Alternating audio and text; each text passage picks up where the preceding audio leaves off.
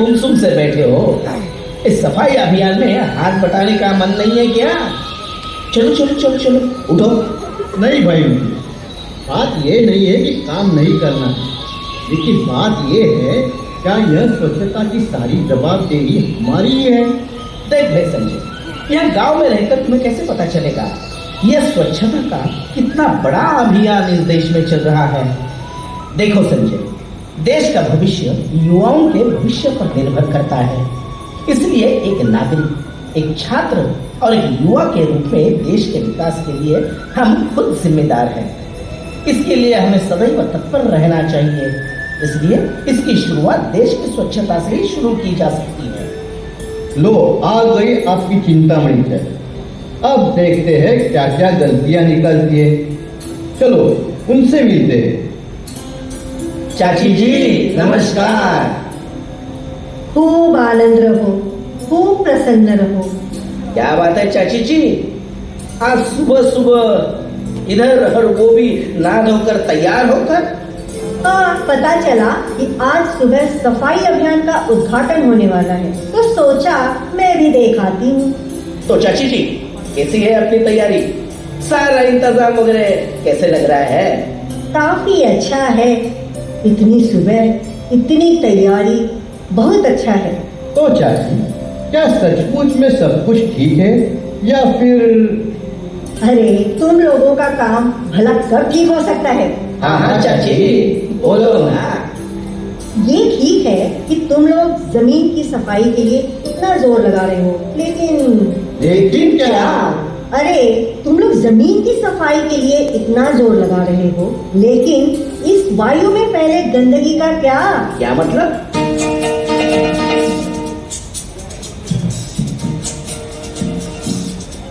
ये काले काले धुएं, ये बिखरे बिखरे रात, ये गिरते एसिड रेन, ये बढ़ते ओजोन स्तर, ये काले काले धुएं, ये बिखरे बिखरे रात,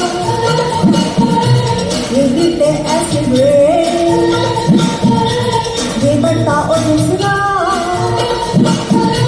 जब से लगा है प्यार, हुआ है जीना खार। यही तो मैं बोल रही हूँ, बताओ उसकी तरफ किसी का ध्यान है क्या? हाँ हाँ चाची, तुम ठीक बोल रही हो। मनोज, तुम तो विज्ञान के सीनियर टीचर हो, अब बोलो ना, तुम्हारे विज्ञान में इसके पास कोई हल है? विज्ञान के पास इसका हल पहले से ही मौजूद है और अपने देश के साथ साथ संसार के कई हिस्सों में इस हल का उपयोग भी हो रहा है। लेकिन वह हल है क्या? अरे हाँ, बताता हूँ। पहले मैं अपने प्रिय और परम ज्ञानी मित्र से तो बुला लूं। अब इस मित्र की क्या आवश्यकता यहाँ? देखो, पहली बात, आप लोगों का मूड देखकर लग रहा है कि अभी प्रश्नों की बौछार होने वाली है और फिर आपको दो लोग और मुझे अपनी सहायता के लिए किसी न किसी को तो बुलाना ही होगा, क्यों? अब ये मित्र है कौन और कब आएगा? मेरा प्रिय और परम ज्ञानी मित्र तुरंत हाजिर हो जाएगा। बस उसके नाम लेने की आवश्यकता है और उस मित्र का नाम है जादू।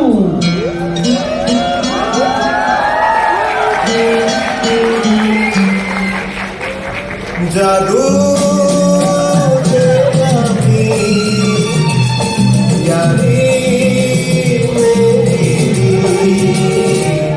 तू याद कर ये आवाज दे, तू याद कर ये आवाज दे, आ जाओ मेरे करीब, आ जाओ मेरे करीब। आओ आओ जादू आओ। अरे भाई साहब, लेकिन ये है कौन? ऋतिक रोशन वाले कोई मिल गया का जादू यहाँ कैसे आया? बताता हूँ। अरे भाई, इतनी भी क्या जल्दी है? अच्छा, तो जानकारी देने की शुरुआत तुम करो और मैं तो विशेष जानकारी दूंगा और साथ ही जहाँ आवश्यकता हुई गीत गाकर समझाऊंगा। हाँ हाँ हाँ, तो ऐसे ही करते हैं। हाँ टीचर जी, आप कुछ बताएंगे भी या फिर मैं चलूं? अरे रुको चाची जी, मैंने तो तुम्हें समझाने के लिए इस जादू को बुलाया है। चाची, हमारी सबसे पहली समस्या का हल है नाभिकीय यानी न्यूक्लियर रिएक्टर। यानी कि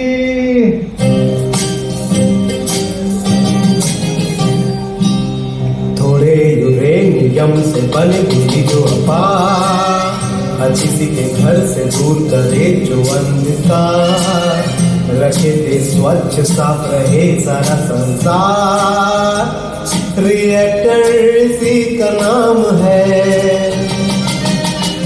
हाँ, वो तो मैंने भी सुना है, लेकिन उससे एक अलग और एक नए तरह का प्रदूषण होगा।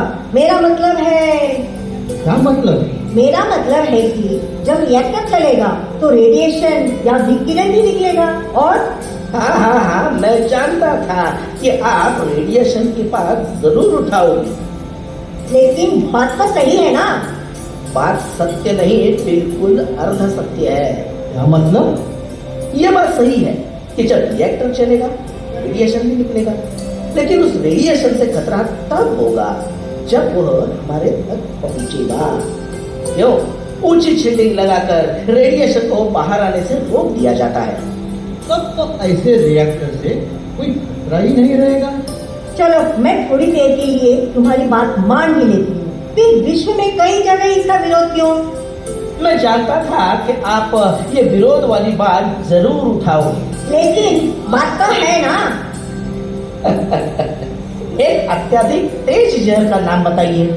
Potassium cyanide. बिल्कुल ठीक कहा। अब यह बताओ कि तुम्हारे शहर या राज्य में पोटेशियम साइनाइड से कितने लोग प्रतिवर्ष मरते हैं?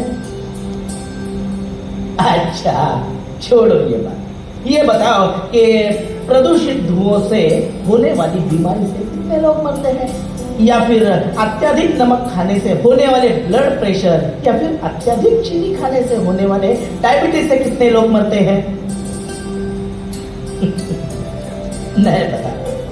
प्रदूषण, ब्लड प्रेशर या फिर डायबिटीज से मरने वाले लोगों की संख्या काफी होगी और यह संख्या आपको इंटरनेट पर भी मिल जाएगी। लेकिन पोटेशियम साइनाइड से मरने वाले लोगों की संख्या अगर होगी वो भी एक आधी होगी। कभी सोचा है इसका कारण? कोई बात नहीं, मैं बताता हूँ इसका कारण। इसका कारण है पोटेशियम साइनाइड को सुरक्षित रखा जाता है, लोगों की पहुंच से दूर रखा जाता है। इसी प्रकार विकिरण छोड़ने वाले पदार्थों को सुरक्षित रखा जाता है, लोगों की पहुंच से दूर रखा जाता है। और पता है, जब पेट का सीटी स्कैन कराते हैं तो उससे मिलने वाला विकिरण डोज रिएक्टर से मिलने वाले विकिरण डोज से 4 गुना अधिक होता है। और ये मेरा नहीं, अंतरराष्ट्रीय संस्था IAEA का कहना है। सच में? यह बात अधिकांश लोगों को पता ही नहीं है। इसीलिए तो कहता हूँ कि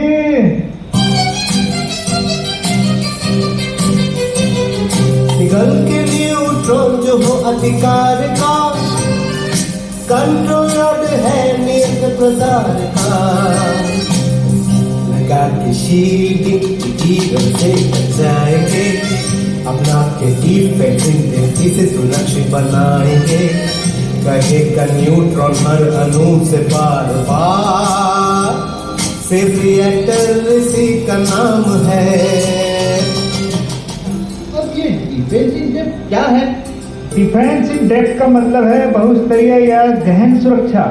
यानी यदि किसी एक स्तर पर सुरक्षा तंत्र फेल होता है तो सुरक्षा का अगला स्तर सामने आ जाता है और रिएक्टर में ऐसे सुरक्षा के 6 स्तर होते हैं। मैं समझाता। देखो, लोग अपने सोने के आभूषण कहाँ रखते हैं?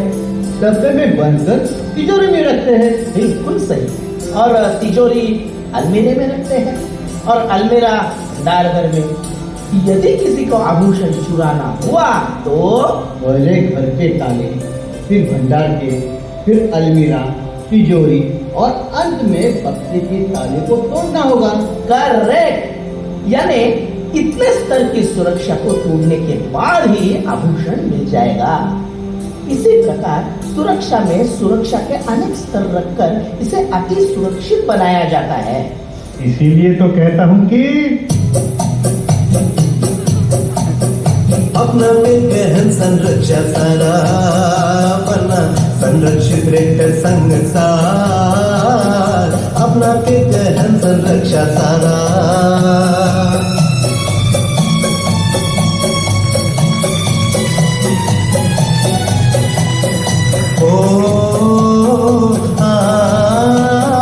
लोग पूछे क्या गहन सुरक्षा भला, हम कहे सर ये सुरक्षा डाला। नीली नीली हमें प्रदूषण बिना एक सुरक्षित विद्युत संसार मिला।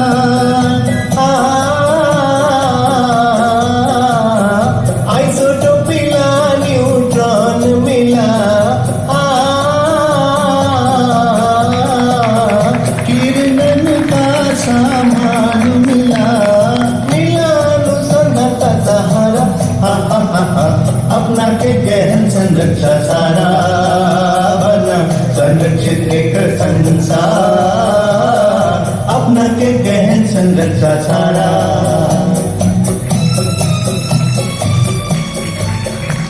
माना कि रेडिएशन कम है, हम सुरक्षित रहेंगे, लेकिन जब बिना रेडिएशन के काम चल रहा है तो फिर बिना रेडिएशन के?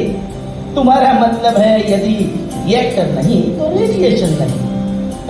जादू, अब तुम भी समझाओ इनको। बिना रेडिएशन वाली बात ही गलत है। हमें लगातार रेडिएशन मिल रहा है और पता है हमें मिलने वाले कुल रेडिएशन का 88% प्राकृतिक स्रोतों से प्राप्त होता है। सच में? और लोग सही जानकारी के अभाव में रिएक्टर का विरोध करते हैं। लेकिन मैंने सुना है कि भारत में यूरेनियम काफी कम मात्रा में उपलब्ध है, फिर रिएक्टर चलाने के लिए दूसरे देश पर निर्भर रहना पड़ेगा। और कभी लेकिन अपने देश में थोरियम का भी तो बड़ा भंडार है। हीलियम से भी रिएक्टर चल सकता है? हाँ बिल्कुल। वो कैसे? देखो, एक उदाहरण द्वारा मैं आपको समझाता हूँ। हालांकि वैज्ञानिक दृष्टि से यह उदाहरण पूरी तरह अनुकूल नहीं है, फिर भी इस सरल भाषा में समझने के लिए यह बिल्कुल उपयुक्त उदाहरण है। हाँ हाँ बताओ ना। तुम्हें तो मालूम है कि चूल्हे को जलने के लिए सूखी लकड़ी की आवश्यकता होती है। हाँ, और यदि लकड़ी गीली हो तो पहले उसे सुखाते हैं और उस सूखी लकड़ी का प्रयोग ईंधन के रूप में करते हैं। हाँ वो तो है। अब मान लो कि थोरियम गीली लकड़ी और यूरेनियम सूखी लकड़ी है, और हमें रिएक्टर में प्रयोग यूरेनियम चाहिए, तो थोरियम से यूरेनियम बनाना होगा। बिल्कुल सही। और हम थोरियम से यूरेनियम बनाने की तकनीक का विकास कर रहे हैं। सच में? तब तो यूरेनियम की कोई समस्या ही नहीं रही। इसीलिए तो कहता हूँ कि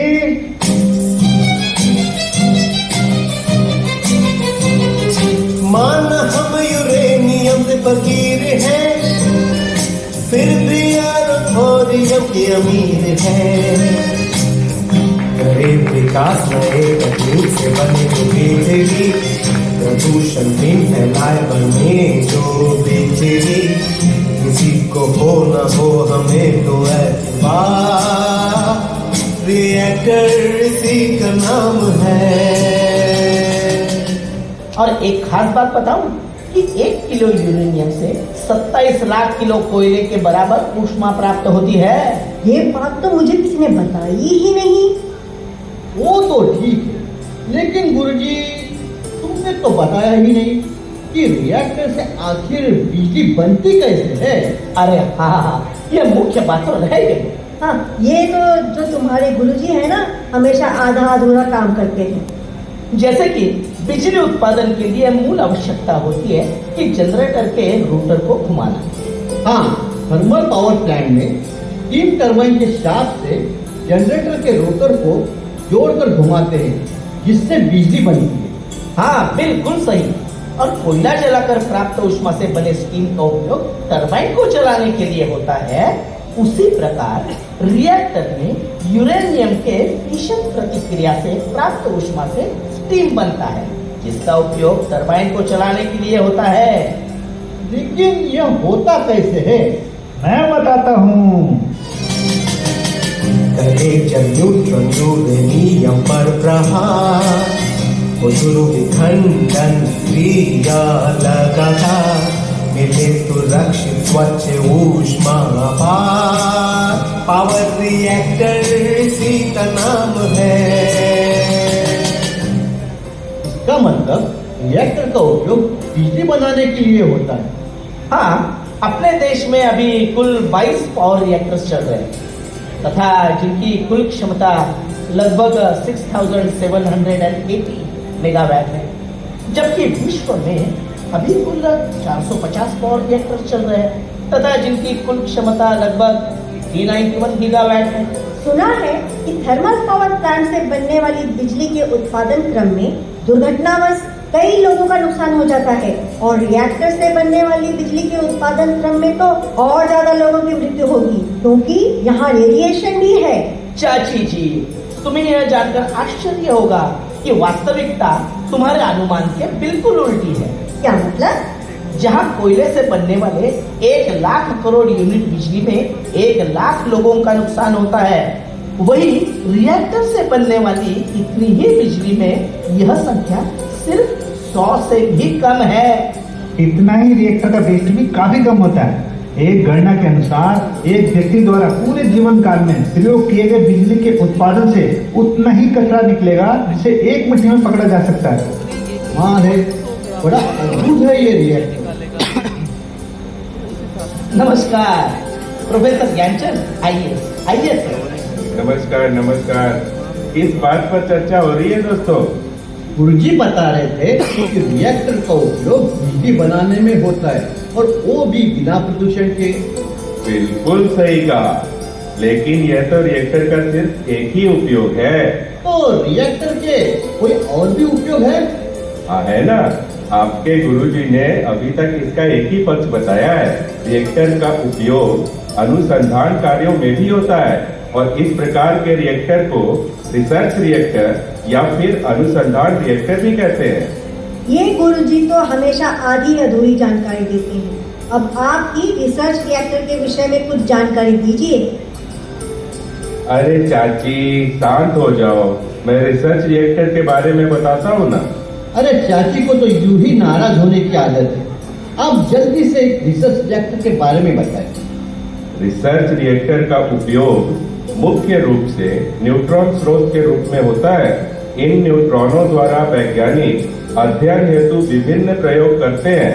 इसके द्वारा विभिन्न पदार्थों की संरचना का अध्ययन भी किया जाता है। साथ ही यह भी जानकारी ली जाती है कि रेडिएशन वातावरण में पदार्थ को रखने पर क्या प्रभाव पड़ेगा। पावर रिएक्टर की दक्षता को बढ़ाने के लिए आजकल नए नए ईंधनों का विकास भी हो रहा है। इन नव विकसित ईंधनों को रिसर्च रिएक्टर में डालकर इस पर होने वाले विभिन्न प्रभावों का अध्ययन किया जाता है।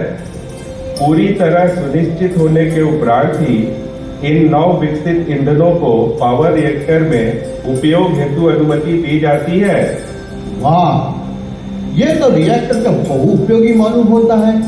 इतना ही नहीं, रिसर्च रिएक्टर का उपयोग अनेक महत्वपूर्ण आइसोटोपों के उत्पादन के लिए भी होता है।